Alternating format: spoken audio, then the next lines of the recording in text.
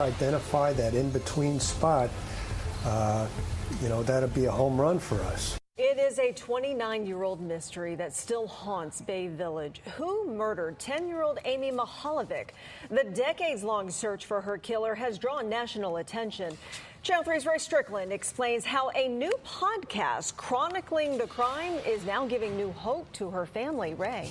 Renewed hope for sure, Lena. Now, this podcast is called Who Killed Amy Mihaljevic? Her family, police, the FBI, they still don't have an answer. But tonight, the man who created this podcast is hoping to blow this case wide open. It doesn't take much to get me teary-eyed trying to relive the past, even after 29 years, almost 29 years. Yeah, It's been nearly 3 decades of heartache for Mark Mihaljevic. Tough pill to swallow. 29 long years since his daughter Amy was kidnapped from a Bay Village shopping center and murdered. But now he has new hope the case might still be solved, thanks to a podcast created by independent reporter Bill Huffman. Never giving up hope has to do with the people that are behind the scenes, still making things happen. And this has never been a cold case? This has never been a cold case. It's always been an open, worked case. Huffman created the new podcast, Who Killed Amy Mihaljevic, for very personal reasons. He grew up in Bay Village. He was around Amy's age when she died. Huffman remembers it like it was yesterday. And our teachers, feared every kid being the next Amy. The podcast will chronicle the story from the very beginning. He talks to key players in the case on what's new and how close they are in solving it. His goal. I just wanted to do something that I knew and that I could maybe provide some closure to a story that has basically haunted most of our childhood's lives. And for Amy's father, he hopes the right person is listening. It just takes that one person. There's no person that can keep this kind of secret for 29 years and not tell somebody that they caused this to happen. And police, they're hoping the right person is listening too. They tell me this is very much still an active case. In fact, Amy's picture can still be seen throughout the Bay Village Police Department. Now, police, they're in favor of this podcast. They say the more people to know about it, the more they can help. Now, if you want to check out this podcast, you can find it on our website at WKYC.com and on our app. Russ? Thank you, Ray. Slow Burn Media and Bill Huffman present this week's episode of Who Killed Amy Mihaljevic, Episode 2. If this is the first time that you are listening to Who Killed Amy Mihaljevic, please go back and listen to Episode 1. It will help make this episode make a lot more sense. Previously on Who Killed Amy Mihaljevic. We immediately took this as a missing person report and acted that way. And then you've got 2 of her classmates who saw a man approach Amy. In the kitchen there, the phone was hanging on the wall in the kitchen. We didn't have, it's not like we had wireless. And Margaret camped right below that phone that night in the kitchen floor, waiting for the phone to ring. They talked about that she had $45 to spend and she was going to go to the mall. So there's some pretty specific details within that conversation that she relayed to her friends. Amy was last seen at the Bay Village Square Shopping Plaza, a popular after-school hangout for kids. She reportedly told classmates it was here that she was to meet a family friend who would take her on a shopping spree. 5th grader Amy Mihaljevic went to Bay Village Middle School on Friday wearing green pants, a lavender and green sweatshirt, and carrying a denim and red backpack. Police found Amy's bike locked up at school, but they haven't found Amy. Is that if it is humanly possible to solve it, it will be solved. On this week's episode of Who Killed Amy Mihaljevic, Amy's case goes national, and the search intensifies and reaches an unprecedented level. I'm John Walsh, asking for your help. If you've seen this child, Amy Mihaljevic, please call 1-800-THE-LOST. There is a reward.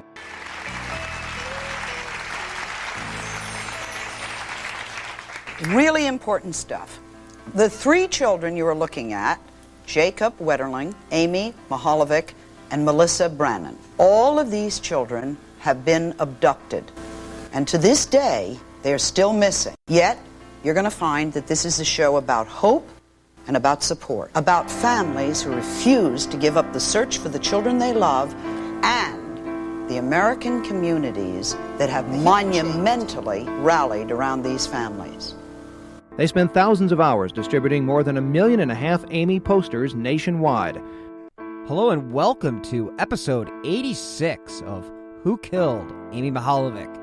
I'm your host, Bill Huffman, and this is a slow burn media production. Generally, I run under the moniker of Who Killed, but originally this show was built around the case of one Amy Renee Mihaljevic, who was abducted on October 27, 1989, from the Bay Village Square shopping plaza in Bay Village, Ohio.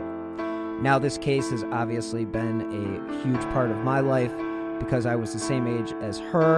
I have grown to know her family as well as the players involved in the investigation. And with the anniversary, the 31-year anniversary coming up, with the fact that the case still remains unsolved, I figured it wouldn't hurt to just kind of take a look back at some of the older episodes that I've done and maybe fine-tune them a little bit and throw in a couple extra things that have occurred over the last 2 years since the podcast originally aired.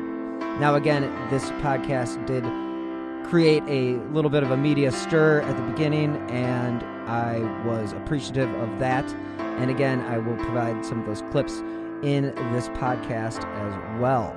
So, if you are familiar with the show and you've listened to episode 2 before, take another listen because there is some new stuff in there, as well as it's been re-edited and definitely a little bit more clean in the world of podcasting. So, I just wanted to let you know that on this week's episode 86, I am releasing episode 2 of the original Who Killed Amy Mihaljevic series with new edits as well as a couple new media clips inserted as well. So join me again this week as we take a look at the case of Who Killed Amy Mihaljevic. But before we get started, I do want to thank Mark Mihaljevic, James Renner, as well as Chief Mark Spetzel, former Chief Mark Spetzel of the Bay Village Police Department, as well as former FBI Special Agent Phil Torsney for all their time when they did their interviews with me. Again, these are some really high-standing individuals.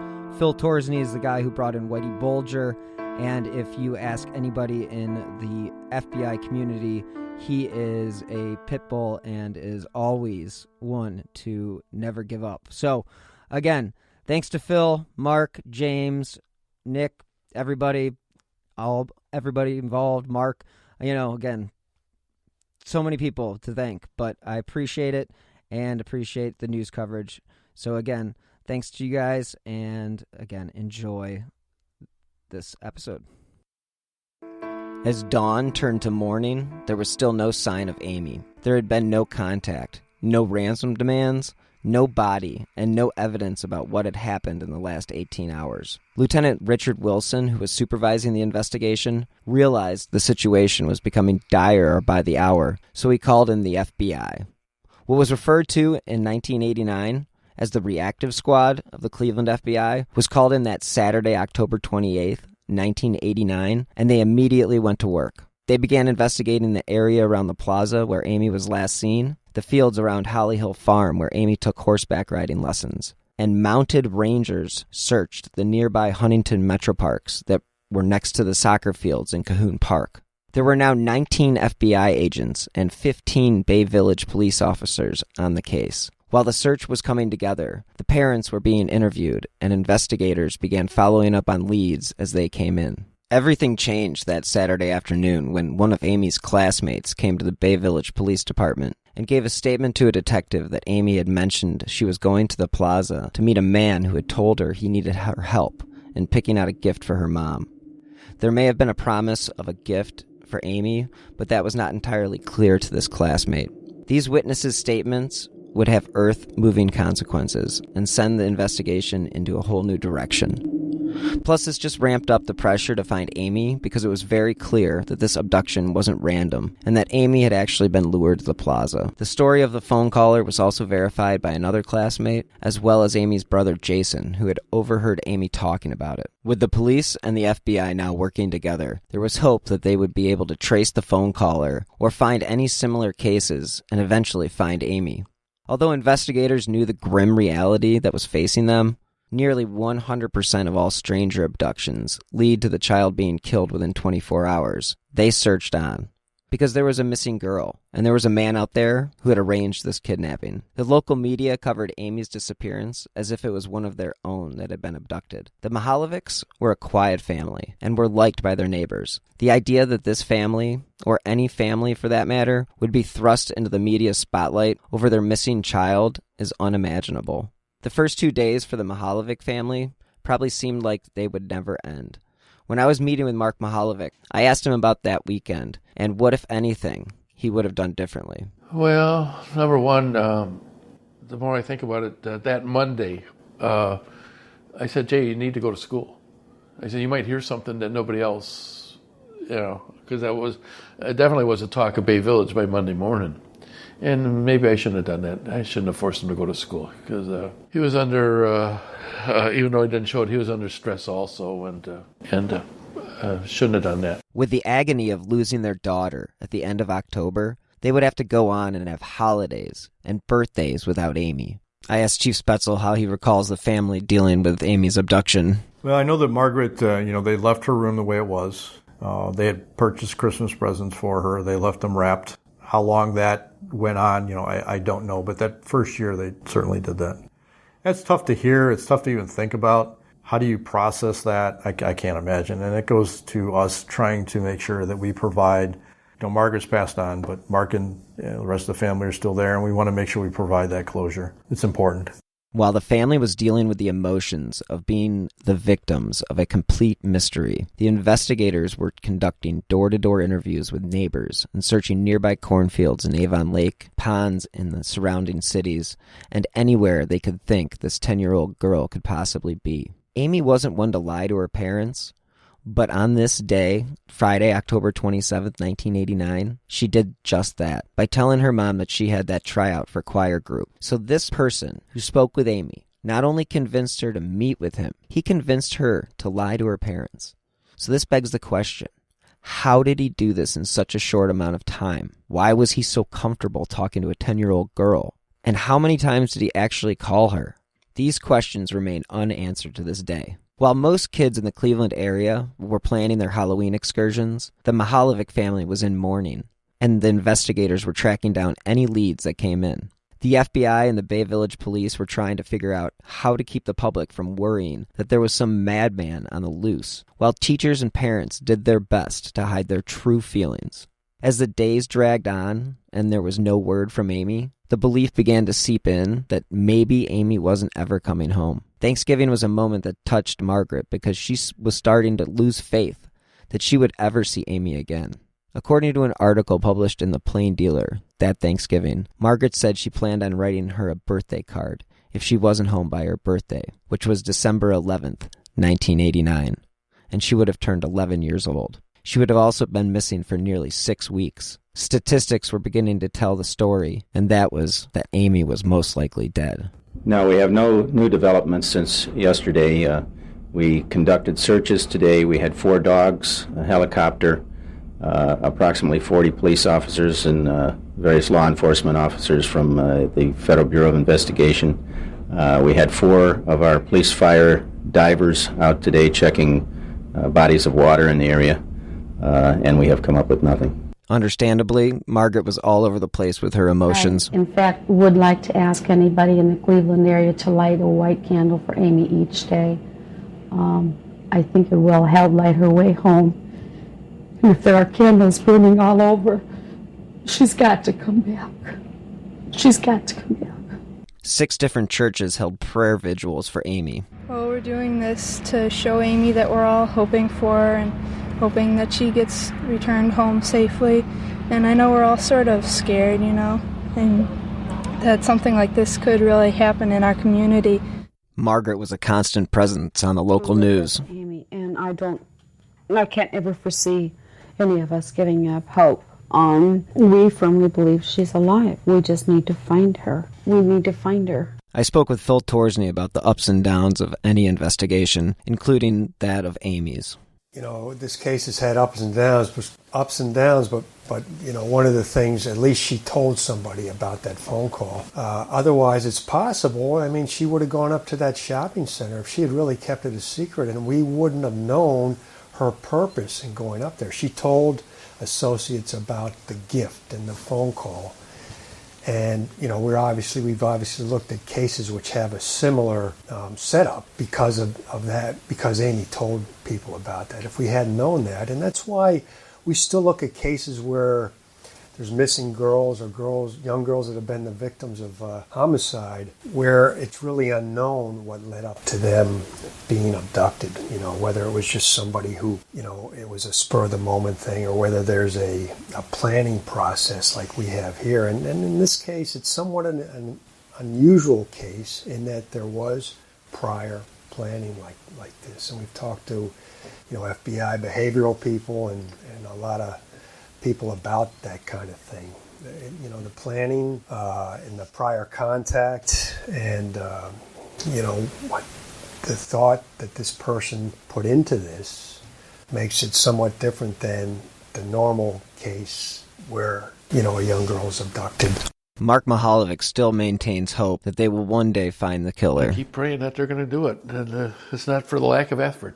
I'm sure you've realized that. It's not from the lack of effort. Mark is aware his role has changed over the years. With Margaret leaving and her passing, then I'm the only one left. This, you know, I mean, this has been going on for, 29 years almost, and it just didn't end the day that, you know, it's been going on for 29 years. And I've been a part of this. In the beginning, behind the scenes, a little bit more in front of the scenes right now. One of the cases that I always connected with Amy's was that of Jacob Wetterling and his abduction that occurred only 5 days prior to Amy's. When I was sitting down with James Renner to discuss Amy's case, I wanted to go through what he thought about Amy and Jacob.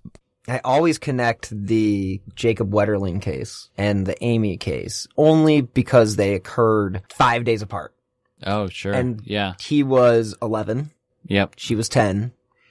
I mean, I rode my bike around with my buddies, and this guy abducts him with his buddies there. Yeah. And then have you listened to the In the Dark podcast? No. It's a really good one. And Madeline Barron, she hosts it, and it's basically a detailed version of the case. And she talks to Patty and her husband. And the thing about that case, it always, you know, once the information came out, he killed him within like an hour of abducting him. Wow. Because he freaked out. Because he had a police scanner in his car and he started hearing these reports and then heard a siren or saw a police car. I think he saw a police car and then just shot him. I mean, he did sexually assault him first, and then it took 27 years to find him, but they searched for 27 years and then for him to have already been dead within an hour. It's just like, at least with Amy's case, her body has been found. Yeah. Right. So, you know, there's no closure there, because her killer hasn't been found, but I don't know. We don't have to wonder if she's still out there like the women in Cleveland who were just tortured for 10 years. You mentioned the first time that we spoke about a creepy neighbor that may have been involved with Amy's disappearance. Can you expand? Well, there was a lawyer that lived next door to us, and he was different. I mean, he always had, every couple months he had a different girl living in with him, and never did any maintenance on the house. In fact, I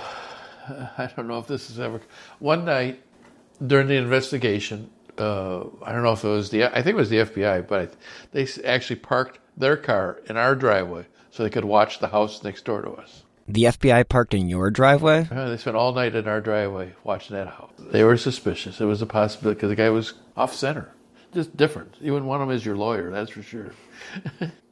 Did he ever make any, comments to your... Oh, he already said hi to you. How was Jason handling all this? You know, I don't know. There's things I would do differently about how I handled it with Jason or whatever, and he was sort of left out in the we asked him about what might have been going on. I don't really know, and the chief would probably know, but I don't think they really questioned Jason. They might have, a little bit, but they didn't go too in depth with him about what might have happened. Margaret became the spokesperson for the family. We love you, Amy. We love you. We support you. We send everything good out of our hearts to you. Send some message, find some way to come home.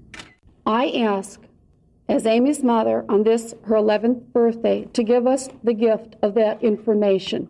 The best gift that can be given Amy today is her safe return to our family. Margaret refused to give up hope. I spend 24 hours a day crying your eyes out and saying, why? Why me? Why me? Why my Amy? And I guess there is no answer to that question because this is proven it can happen anywhere, anytime. But after a while, you still cry. It also could be that she, and I think the police are kind of leaning this way, lately. It could be that she suspected maybe it was somebody that she brought into Amy's circle that did this because she was going out to bars. She was, there were men that were interested in Margaret that were in her life, and so these men, was it somebody at a bar that she showed a picture to that then knew the phone number and address, and so. That might be in the back of his. I mean, that opens up so many doors. Oh, yeah. I mean, okay, let's say you're at a bar. You're 5 drinks in. Well, guess what? You're not going to remember what you talked to or who you talked to. Exactly right. Was she a day drinker? I mean, did she drink during work and stuff? I mean, was she I've been told, yes. Yeah. That it was that bad. Now, was it that bad before Amy went missing? Yeah. In the weeks and months leading up there. The local media in Cleveland really wanted this case solved. Right now, time is the enemy as the abductor's trail grows colder by the day. The community wasn't giving up either. Howard Kimball founded the Amy Center. We made the greater part of this country, or at least the eastern half of the United States, quite well aware that we had a missing girl named Amy. When I spoke with James Renner, I wanted to know what the environment was like in the community that surrounded Amy. Again, it goes back to these number of men who had the means, motive, and opportunity. That were, a number of men admitted, I was checking out this 11-year-old girl, or I'm sorry, 10-year-old. Yeah, she was 10 or she was 10. She was 10 at the time. She was 10 when she was abducted. Yep, and then she was turned 11. She would have turned 11 in December. Yeah.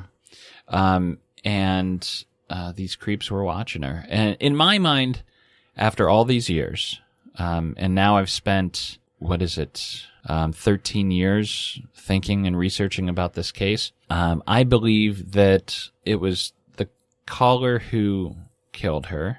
And in my mind, there's 3 main suspects that we can talk about.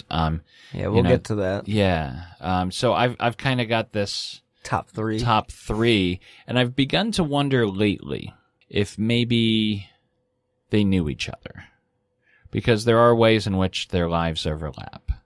And as we know with I don't know if you've ever looked much into the Oakland County child abductions, but there are a lot of similarities between what happened in Detroit in the late 70s and what happened to Amy Mihaljevic.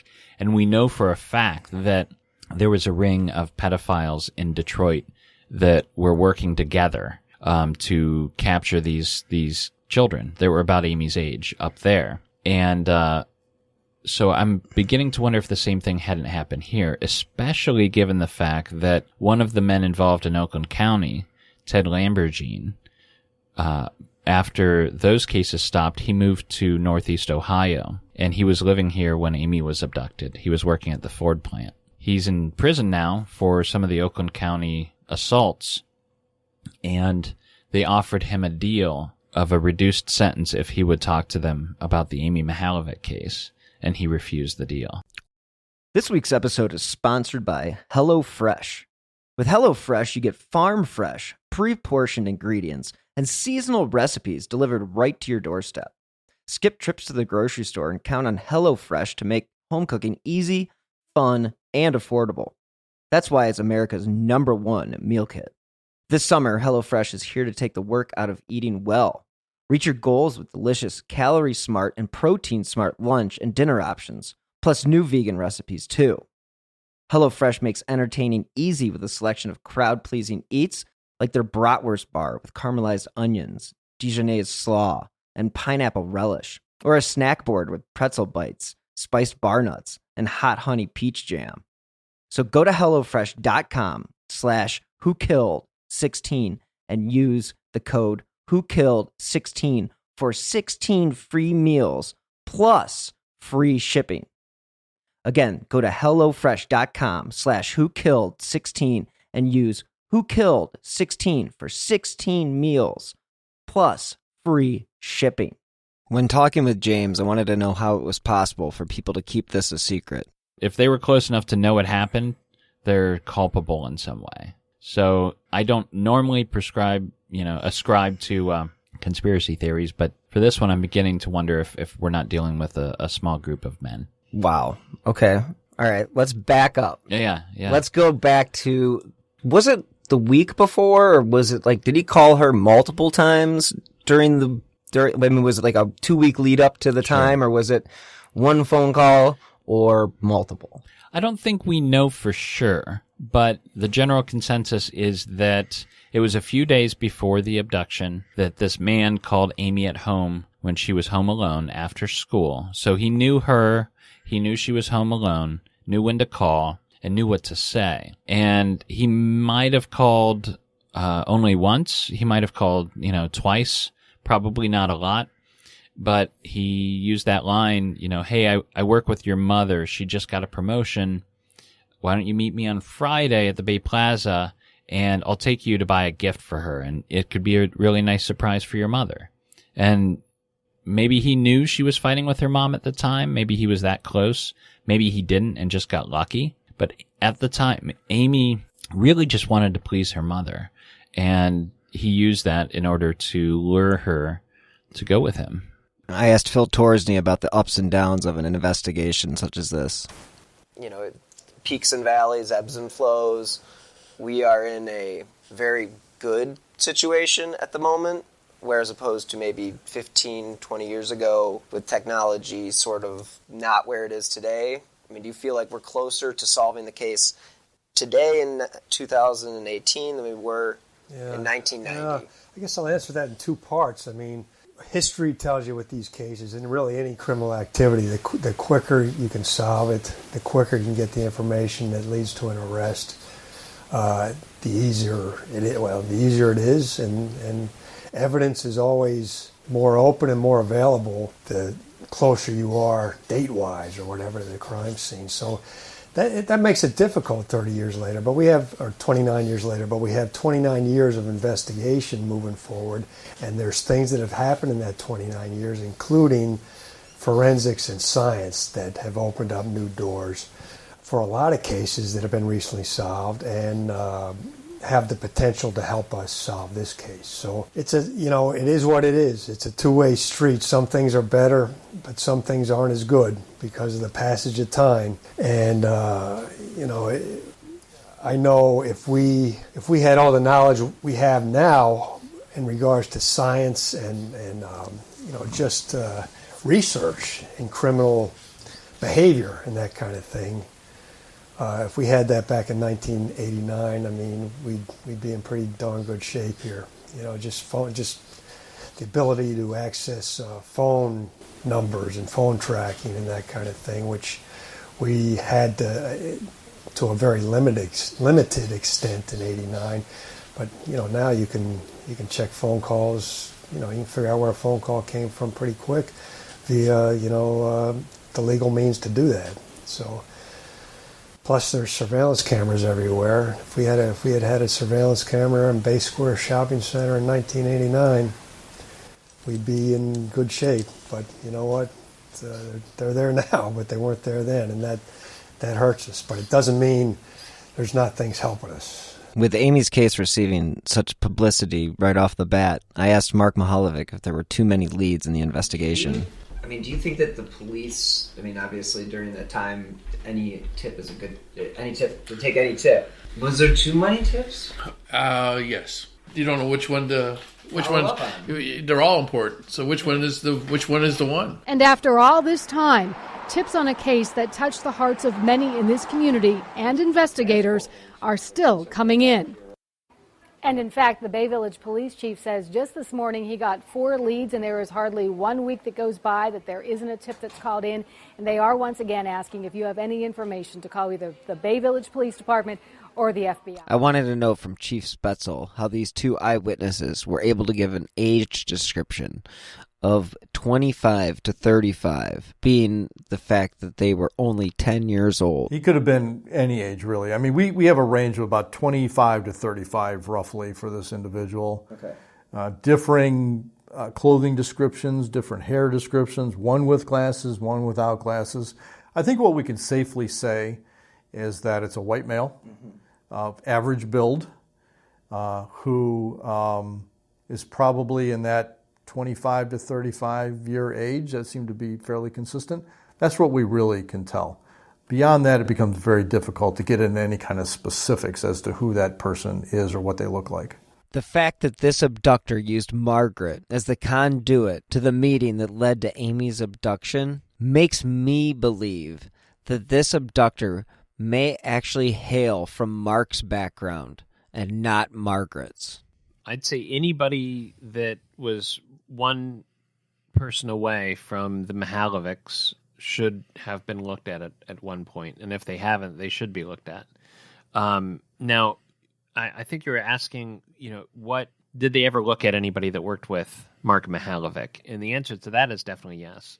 So in the famous picture of Amy that we've all seen, she's wearing these horsehead earrings, these turquoise horsehead earrings. Those were actually given to her by a man who had worked with Mark Mihaljevic at one point. And he had, if I'm getting this story right, I believe he had a daughter about the same age, and they were both into horseback riding. So I think he got a couple sets of these. And I think he gave his daughter one, and then they gave Amy the other set. So, when the police heard about this, of course... Conspicuous story if you end up with those horse earrings. Yeah, right.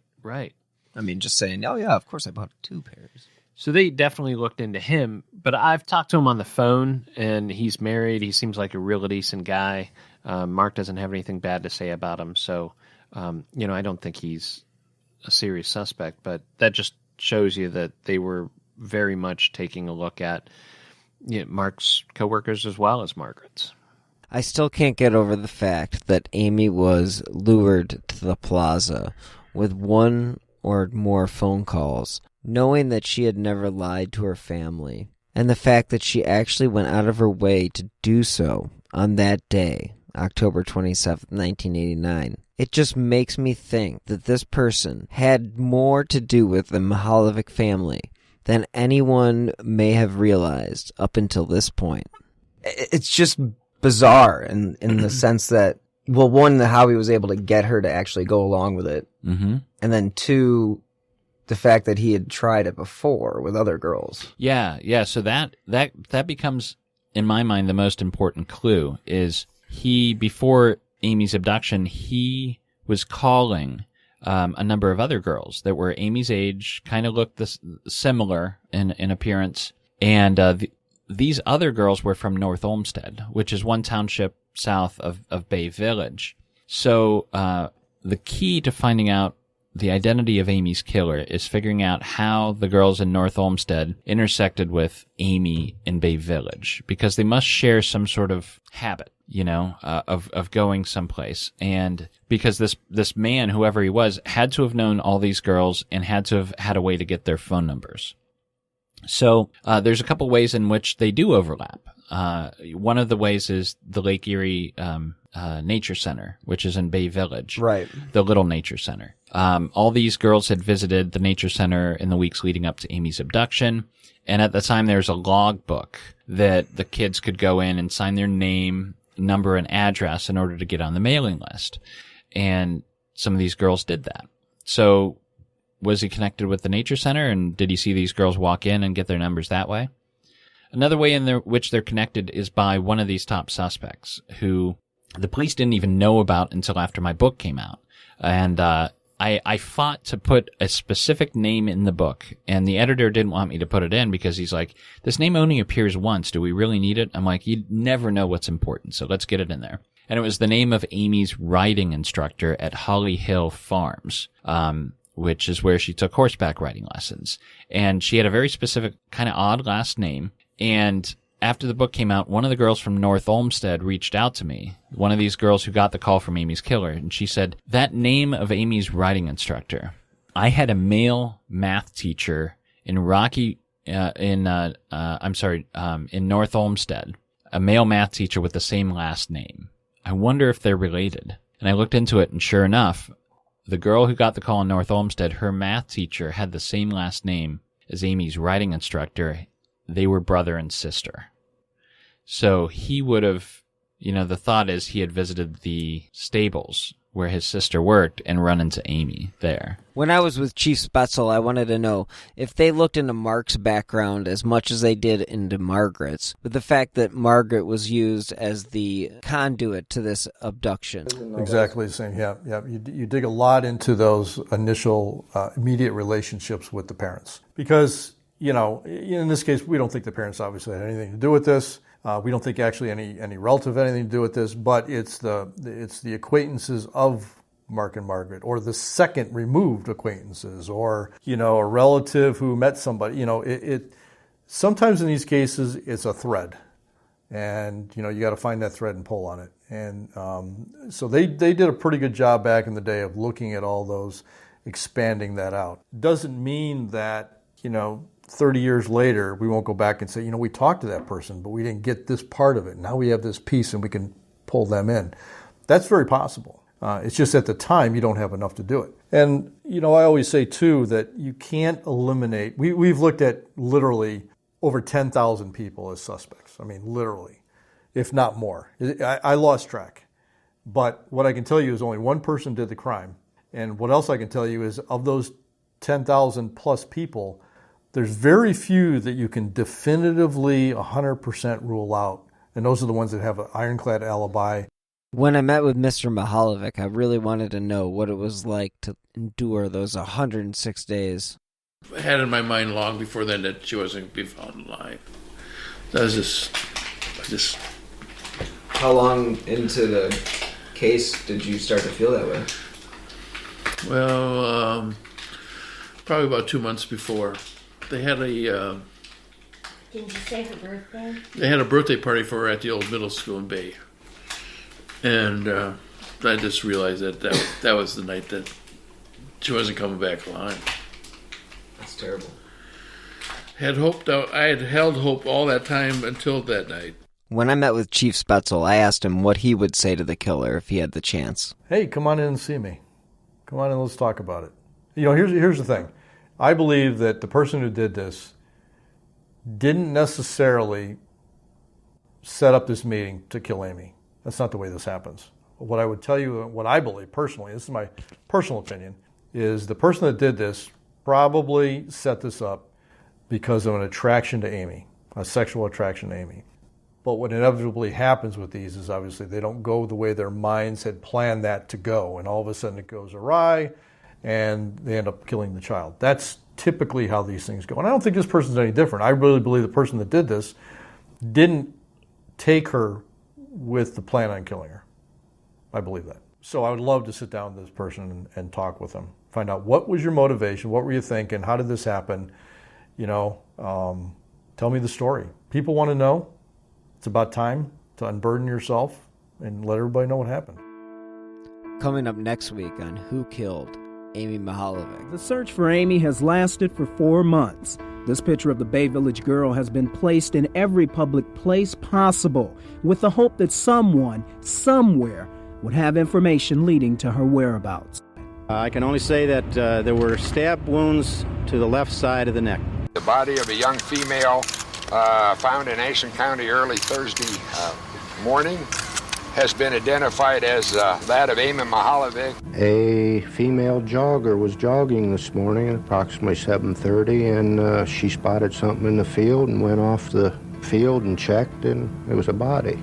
The halls were noticeably quieter, a sign the students have learned a disturbing lesson about life and the tragedy it sometimes holds. Being kidnapped, and she's with God now, so it'll be fine. He's sick. Hope they just find him and arrest him. Basically picked up anything that was not natural that would have been there anyway. So all that was collected. You don't know why. You're just hoping that someday it'll play a part in it. And we all met back at the house there on Linford. If you are interested in supporting independent journalism, such as this podcast, you can click on the donate button on the bottom left on whokilledamymihaljevic.com. If you could leave a review on Apple Podcasts or wherever you listen to podcasts, that will also help support the show and help get Amy's story the coverage it deserves. You can contact the Bay Village Police Department at 440-871-1234 if you have any new information regarding Amy's case. The FBI is offering a reward up to $25,000 for information leading to the arrest and conviction of the individual or individuals responsible for the death of Amy Renee Mihaljevic. Anyone with information concerning the murder of Amy Mihaljevic should contact the FBI at 1-800-CALL-FBI. You may also contact your local FBI office or the nearest American embassy or consulate. Thank you for listening to this week's episode of Who Killed Amy Mihaljevic. Stay tuned for next week's episode, where we take a deep dive into the discovery of Amy's body.